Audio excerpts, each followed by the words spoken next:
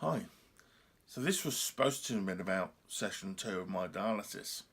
Now, some of you may have noticed the wonderful fashion statement on my left arm, and that's because I didn't have my dialysis today. You may recall from the last video, I had difficulty finding my veins because I have this new type of fistula. And I had the same problem again today.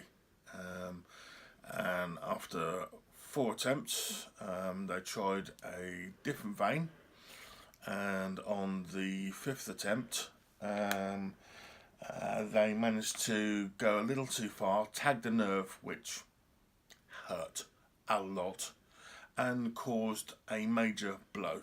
Now, you may have heard me talk about a blow the other day. That was while I was on the machine, so the machine stopped everything before it hurt too much, before there was too much leakage and loss, and so it didn't really hurt much. But trust me, a blow hurts when it happens straight from the needle. And as a result, I now have this rather wonderful new accessory to my arm, this large lump here and this bruise. Now, that's gone down quite a bit from when it first happened. It was the size of a golf ball. Literally, when it first occurred. But I thought at this time, as obviously I haven't had a dialysis session, I'll talk to you about why I don't have a scar on my arm for a fistula. So, if you've been talking with your renal team about hemodialysis, they've probably mentioned that at some point they will need to create what's called an arterial venal fistula, or just fistula for short. And this is required because dialysis requires lots of blood flow in order to get your blood in and out your body and into the dialysis unit. And what they do is it's a surgical procedure typically that joins your arteries, which are the blood vessels from your heart, to a vein, which is the blood vessel passing blood back to the heart. They join them together surgically. They open up your arm, open up the vein and the artery, stitch them together and create this fistula. I'm generalising, but that's typically what happens. And it's I described it when I was discussing this with my surgical team as basically we're asking a professional to slit your wrists and put it all back together again. Didn't sound particularly appealing, but as part of the introduction to dialysis, our renal team here at Oxford University's Hospital had a seminar, and they had a guy there talking about peritoneal dialysis and a guy there talking about hemodialysis, and he had been a candidate on a clinical trial for a new type of arterial venal fistula. And I thought, when it came to my turn, I volunteered to also join the trial. So what's different? So I've nicked these images that you're seeing now off a couple of websites describing the medical procedures, but this video I'm showing you now is the one from the company that makes the appliance. Now, I'm not being paid to endorse or anything. I am on their trial, but they're not paying me to say how great it is. And I'm just going to explain what's different. So, if you can see from the video, instead of having to open up my arm surgically, what I did, I ended up in a radiology suite, and I was awake for all of this under a local anaesthetic, which was quite interesting for me. And they put a catheter into the top of my arm and another one in through my wrist, and they insert these guide wires down through my blood supply, through my blood vessels. And on the end are magnets, and the idea is they get them to the position where they want the fistula to be created. And one of the magnets is in the vein and the other one is in the artery. And when they get close enough, they align and fuse together magnetically.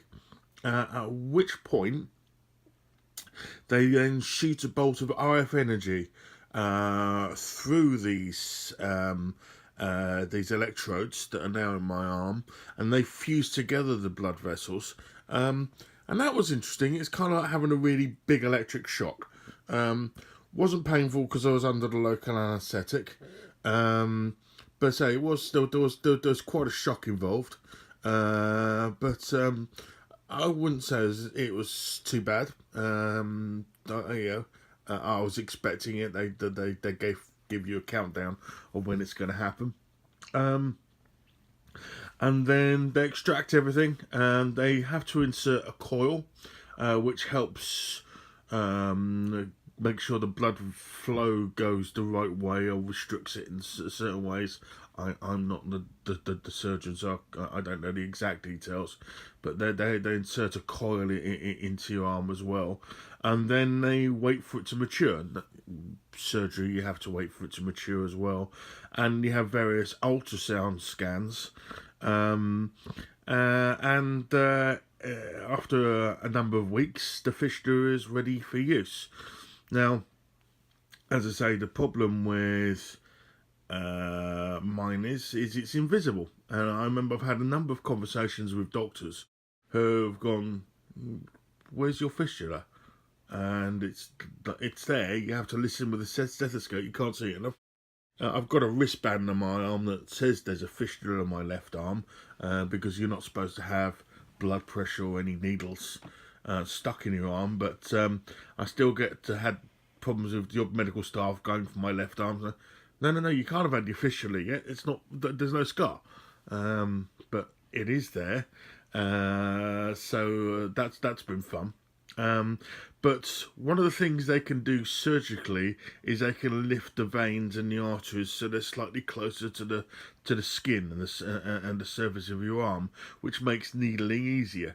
With this new procedure, they can't do that, so things are a little bit deeper, and you can see from these pictures that we've had a few cases of where they've had to draw on my arm where the veins are, and there's plenty of options as to where the needles can go with this procedure, but this is my cephalic vein, which they've considered to be the best candidate, and oddly mine sort of branches into two and then rejoins, which is a wider strange sort of tattoo. And then they've got obviously the moles on my arm and the elbow crease to guide exactly where that vein is. But they have to feel for that every time they needle. And so that's why it's been slightly tricky for me. So it's now the following day. I've spent today talking with the Dialysis Access team, and this is the team that are responsible for the clinical trial and deal with the creation of fistulas. And we think we've identified part of what the problem was, and it's to do with how they apply a tourniquet, which helps the veins fill before the needling, and it wasn't kept on for long enough. So because my EGFR, my kidney function, is still just about okay, they give me a week off dialysis to rest, let my wound heal, the arm get better, and we'll try again next Thursday, and hopefully if we use the right technique, it should all work again. So I'll hopefully speak to you after then with a couple of tubes in my arm again. In the meantime, take care.